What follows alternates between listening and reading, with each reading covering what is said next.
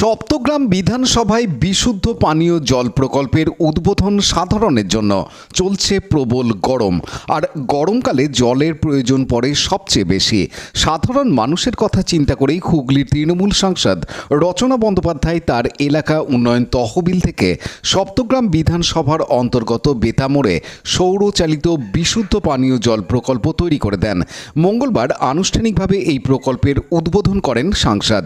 এই উদ্বোধনী অনুষ্ঠানে উপস্থিত ছিলেন হুগলি লোকসভা কেন্দ্রের সাংসদ রচনা বন্দ্যোপাধ্যায়, সপ্তগ্রাম বিধানসভার বিধায়ক তপন দাশগুপ্ত, হুগলি জেলা পরিষদের সভাধিপতি রঞ্জন ধারা, আইএনটিটিউসির সভাপতি মনোজ চক্রবর্তী, মহিলা সভানেত্রী শিল্পী চ্যাটার্জি, পোলবা দাঁতপুর পঞ্চায়েত সমিতির সভাপতি মালতী হাঁসদা, পোলবা দাঁতপুর ব্লক সভাপতি সুভাষচন্দ্র খরা সহ অন্যান্যরা।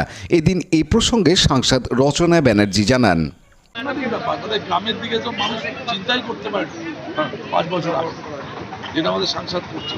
আর শিক্ষার উপরে, জলের উপর খুব জোর দিয়েছে। এর উপর আপনি বলছিলেন এবার সবটাই মানুষের সঙ্গে থাকাটা অনেক আলাদা সোলার সিস্টেমে চলবে, কি বলবেন? বিভিন্ন ধরনের করেছি, যেরকম ডিমান্ড এসছে সেরকম করেছি। এখানে ভীষণ দরকার ছিল, এখানে পথ চলতি মানুষদের ভীষণ দরকার ছিল, প্লাস এখানে বাজার বসে, এখানে দোকানদাররা প্রচুর রয়েছে। আর এই গরমের সময় আমাদের ভারতবর্ষে এখন 10 মাস গরম, 2 মাস ঠান্ডা, তো জলের ভীষণ প্রয়োজনীয়তা আছে এবং সবার সাথে আলোচনা করে আমি কাজ করছি এবং সাধারণ মানুষ যেটা বেশি চাইছেন সেটাই আমি করছি। আপাতত ধীরে ধীরে যেগুলো কাজ হচ্ছে আমার সাংসদ তহবিলের টাকা থেকে। তো আপাতত আমরা এই এটা বেশ বড় ধরনের একটা জিনিস হয়েছে এবং আশা করি মানুষ উপকৃত হবেন এবং সর্বসময় জলটা পাবেন, পানীয় জলের কোনো অসুবিধা হবে না। অন্য জায়গায় দেখা যায় কারেন্টে একেবারে সোলার, এটা কতটা কোনো অসুবিধা হয় না। একটু মেনটেন্যান্স থাকে, মেনটেন্যান্স যেভাবে করা হবে সেইভাবেই করা হয়েছে, মেনটেন্যান্স করা যায় এবং ইলেকট্রিসিটি কোনো অসুবিধা নেই, তো সেই জন্য সোলারে করা হয়েছে। সাংসদ হওয়ার পর থেকে একেবারে শিক্ষা এবং স্বাস্থ্যতে জোর দিয়েছেন, এর পরের পদক্ষেপ কি থাকছে?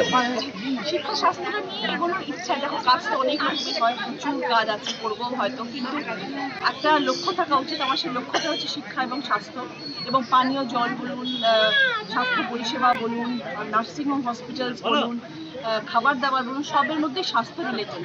তো সেই জায়গায় যদি একটুখানি ফোকাস করা যায় তাহলে মানুষ সুস্থ থাকবে, মানুষ ভালো থাকবে। মানে মানুষকে সুস্থ রাখার জন্য এই পরিকল্পনা প্রথম নিচ্ছে। সবাইকে ভালো, সবাই ভালো থাকলে আমরা ভালো থাকবো, আমরা ভালো থাকলে আমাদের বাংলা ভালো থাকবে, আমাদের ভালো থাকবে। এক মিনিট দিদি, আর একটা জিনিস দিদি, রাজহাট অঞ্চলে একেবারে ময়ূরের বাস, ন্যাচারালি ময়ূর আসে। এই গরমের সময় প্রচুর ময়ূর মারা যাচ্ছে জলের অভাবে এবং গাছ কেটে ফেলা হচ্ছে, মাটি কেটে ফেলা হচ্ছে। এটা নিয়ে কোনো পরিকল্পনা আছে আগামী দিনে? ভাববো, নিশ্চয়ই ভাববো। ময়ূর মারা যাচ্ছে, এটা তো শুনলেও খারাপ লাগছে। গাছ কাটা তো একদম অপরাধ, দণ্ডনীয় অপরাধ গাছ কাটা। আমরা বৃক্ষরোপণ করার চেষ্টা করছি, সেখানে গাছ কাটা হচ্ছে, সেটা একদম ঠিক নয় এবং ময়ূর মারা যাচ্ছে সেটাও একদম ঠিক নয়। তাদের জন্য নিশ্চয়ই কিছু ভাবা দরকার। আমাদের সবাই আছেন, আমরা আলোচনা করে নিশ্চয়ই কিছু একটা করা দরকার। পুকুরগুলো শুকিয়ে যাচ্ছে, খাওয়ার অভাব, সেই জায়গা থেকে কতটা চিন্তা। আর পুকুর খনন করেন, নিশ্চয়ই অনেক কিছু আছে, অনেক কাজ আছে, নিশ্চয়ই ধীরে ধীরে সব কিছু করবো। আগে তো কিছুই হয়নি, আমাদের এমপি হওয়ার পর সব কাজ হচ্ছে। সবে এখন 10 মাস হয়েছে, আশা করি আগামী কয়েক বছরের মধ্যে অনেক কিছু। আগে সিপিএম ছিল, পরে বিজেপির এমপি এসেছিল, কিন্তু কোনো রকম ভাবে রাজহাটকে দেখা হয়নি। এবার কি আপনি দেখবেন? জাতীয় পাখি বাঁচাবার জন্য নিশ্চয়ই চেষ্টা করবো। অনুপ্রামাণিকের report, Hooghly TV. Like, share, subscribe করুন হুগলি টিভি। খবর এখন বুক পকেট।